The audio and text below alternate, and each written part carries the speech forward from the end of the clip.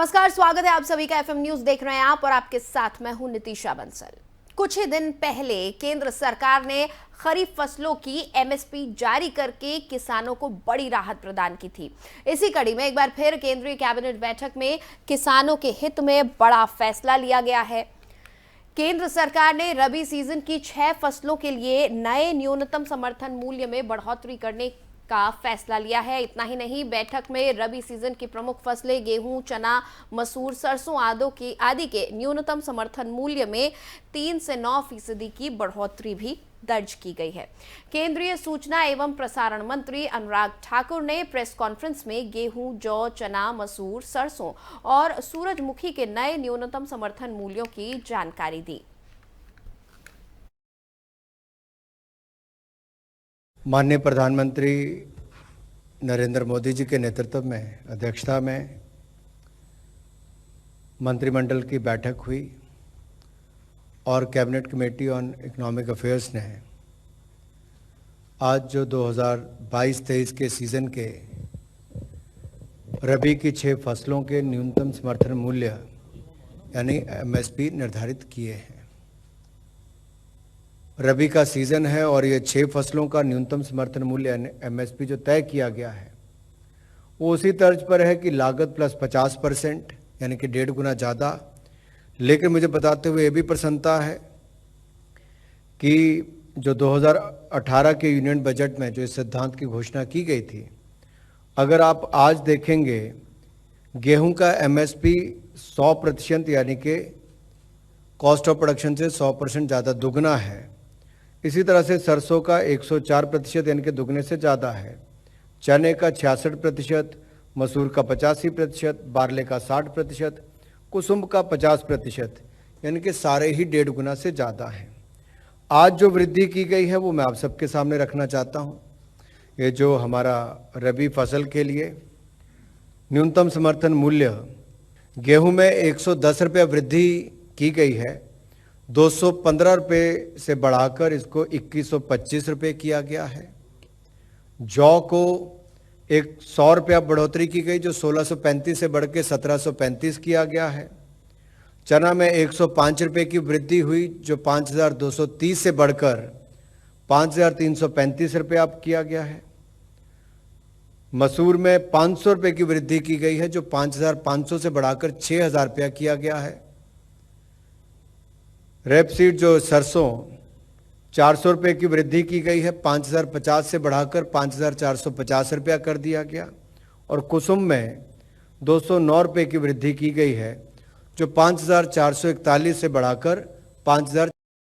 भारतीय cricket control board में बड़ा बदलाव हो गया है। 1983 की वर्ल्ड कप विजेता टीम के सदस्य और पूर्व ऑलराउंडर रॉजर बिन्नी बीसीसीआई के 36वें अध्यक्ष बन गए हैं। रॉजर बिन्नी ने टीम इंडिया के पूर्व कप्तान सौरव गांगुली को रिप्लेस किया है। बीसीसीआई की मुंबई में चल रही एनुअल जनरल मीटिंग में रॉजर बिन्नी निर्विरोध बीसीसीआई के अध्यक्ष चुने गए हैं। पिछले हफ्ते ही ये साफ हो गया था कि रॉजर बिन्नी बीसीसीआई के अगले अध्यक्ष बनेंगे। पिछले हफ्ते दिल्ली में बीसीसीआई के अधिकारियों की अहम बैठक हुई थी। इस बैठक के बाद रॉजर बिन्नी ने बीसीसीआई के अध्यक्ष बनने के लिए नॉमिनेशन फाइल किया था। रॉजर बिन्नी के खिलाफ चुनाव लड़ने के लिए कोई और नॉमिनेशन अप्लाई नहीं हुआ और वो निर्विरोध बीसीसीआई के 36वें अध्यक्ष चुने गए हैं।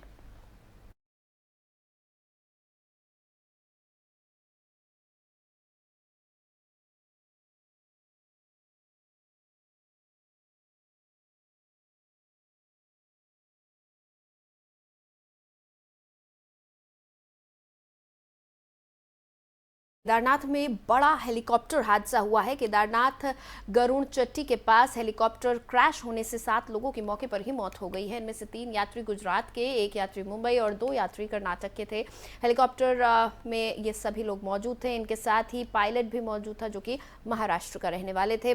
फिलहाल केदार घाटी में हेलीकॉप्टर की आवाजाही रोक दी गई है। मुख्यमंत्री पुष्कर सिंह धामी ने घटना पर दुख जताते हुए दुर्घटना की मजिस्ट्रेटियल जांच के आदेश दे दिए हैं। आपको बता दें कि केदारनाथ के गरुड़ चट्टी में यह हादसा उस वक्त हुआ जब हेलीकॉप्टर केदारनाथ से वापस लौट रहा था। हेलीकॉप्टर आर्यन कंपनी का है। केदारनाथ से करीब 2 किलोमीटर दूर गरुड़ चट्टी के पास चट्टान से टकराने की वजह से ये बड़ा हादसा हुआ और लगातार हो रही बारिश और फॉग भी बड़ा कारण रहा।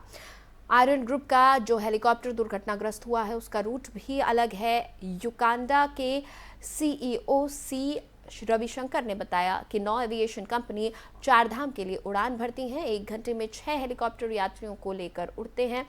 उन्होंने बताया कि दिन में फेरों की संख्या निर्धारित नहीं है। मौसम के अनुसार और यात्री की उपलब्धता के अनुसार निजी हेलीकॉप्टर कंपनियां उड़ान भरती हैं। उन्होंने केदारनाथ घाटी में हेलीकॉप्टर क्रैश को लेकर बताया कि यह हादसा केदारनाथ से गुप्तकाशी आते समय हुआ, जिसमें पायलट समेत 7 लोगों की मौत हो गई है। युगांडा के सीईओ ने बताया कि हादसे की वजह प्रथम दृष्टि खराब मौसम बताया जा रहा है।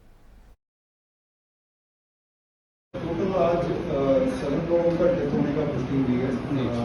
ये पायलट एंड 6 पैसेंजर्स, उनमें से 3 को गुजरात से ने बताया और एक झारखंड से और एक कर्नाटक से बताया और एक आर्यन एविएशन हेलीकॉप्टर कंपनी के जो है हेलीकॉप्टर दुर्घटना हुआ है। 11:42 के आसपास जो है घटना बता रहे हैं।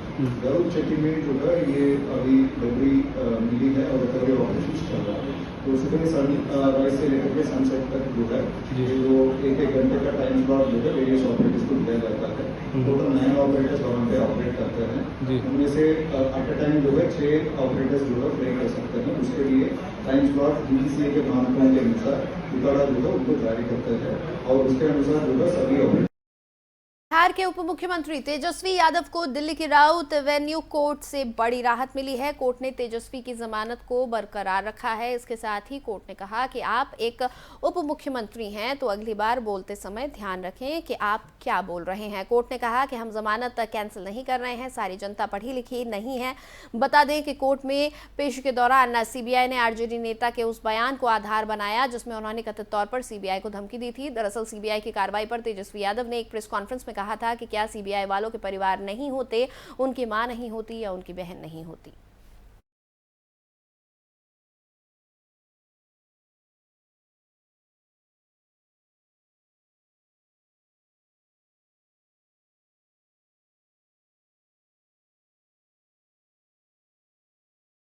और उत्तराखंड में गृह के ACS राधा रतूड़ी के बयान पर घमासान मच गया है। उन्होंने यूपी पुलिस पर एक टिप्पणी की जिसके बाद से यूपी पुलिस ने जवाब दिया है।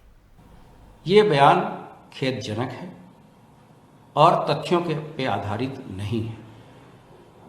क्या ACS होम को मुख्तार अंसारी एवं विजय मिश्रा, जिनके माननीय न्यायालयों ने सजा दी है, निर्दोष लगते हैं? क्या जफर, जो कि एक खनन माफिया है तथा पूर्व से ही जिस पे 1 लाख का इनाम था तथा वो वांछित चल रहा था, या उधम सिंह नगर का रहने वाला GS ब्लॉक प्रमुख निर्दोष लगते हैं?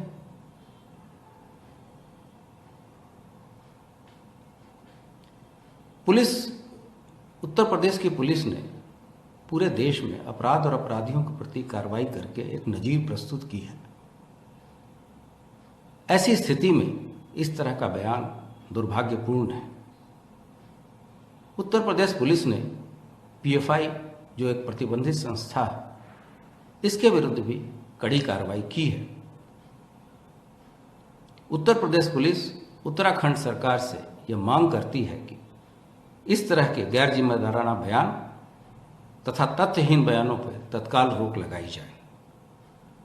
उत्तर प्रदेश पुलिस ने अथक प्रयासों के बाद महिलाओं के प्रति जो अपराध हो रहे हैं, उनके अपराधियों के प्रति, सभी तरह के माफियाओं के विरुद्ध तथा शातिर अपराधियों के विरुद्ध कठोर कार्रवाई करते हुए इनके कन्विक्शन में देश में अव्वल स्थान प्राप्त किया है। उत्तर प्रदेश पुलिस ऐसे अपराधियों के विरुद्ध आगे भी कठोर कार्रवाई करती रहेगी तथा इस तरह के गैर जिम्मेदाराना बयान की कड़ी निंदा करती है। नहीं है, जो क्राइम है वो सॉल्व होनी चाहिए और सही तरीके से सॉल्व होना चाहिए और किसी निर्दोष को पकड़ना भी नहीं चाहिए, ये भी गलत है। कई बार यूपी पुलिस क्या करती है, किसी निर्दोष व्यक्ति को पकड़ के वो कहती है कि हमने सॉल्व कर दिया, ये भी गलत है। अगर आप एक निर्दोष व्यक्ति को सजा देंगे तो उससे और 99 और अपराधी पैदा होंगे। तो अपराध का सही विवेचना होनी चाहिए, सही लोगों को सजा मिलनी चाहिए।